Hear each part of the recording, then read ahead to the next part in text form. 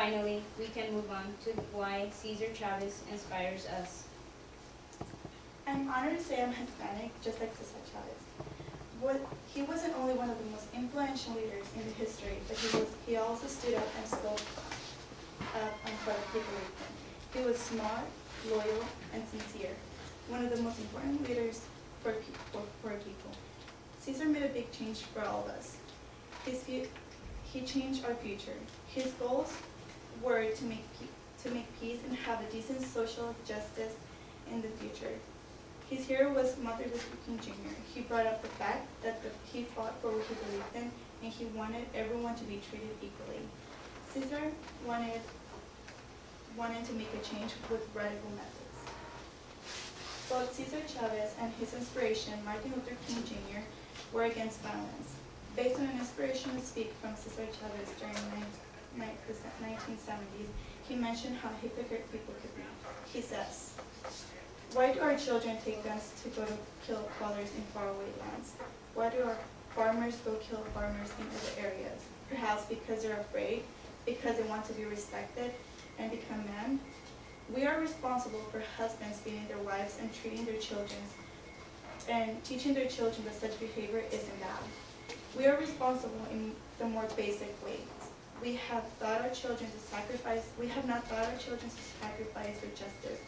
In this time of crisis, the Army and the Navy demand hard work, discipline, and sacrifice. Soldiers go off to work, grasping for manhood at the end of a gun, trained to work and sacrifice to work. For the poor is a way to get out of misery, even if it means they have to go and kill other poor people. Farm workers are struggling out of their poverty and their powerlessness. They are saying no to agricultural system that had condemned them to economic slavery. At the same time, they're creating another life for them and their children. They're taking sacrifices and they're suffering, creating a powerful campaign for justice and dignity." Powerful words, if you ask me. I am very amazed by this speech because it is true. What he says is exactly what is happening right now. Fathers, sons, friends, husbands, and loved ones are going to war fighting for someone else's battles. We're sending troops to kill people expecting not to receive the same in return. This isn't called fighting for freedom. This is called revenge. I can imagine what Cesar would do or say about the situation. We need a leader, as in for right now, someone who wouldn't only think about themselves but also about other people, someone who isn't afraid to say what's on their mind. Cesar Chavez was a proud activist. He walked with his head up, and I'm sure if he was alive by now, things would be different. There would be someone who wouldn't try to make things better, not only for themselves, but he would fight. He wouldn't even fight for revenge either. He would fight for peace, justice, and freedom.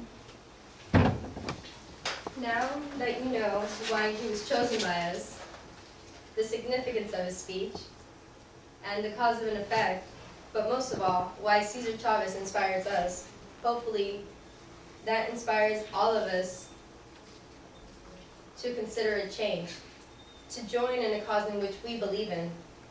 Because, like Cesar said, so many other oppressed people depend on the unselfish dedication of volunteers, people just like you. If we don't stand up for what we believe is right, who will? And who will ever, how will we ever find that change that we have all desired?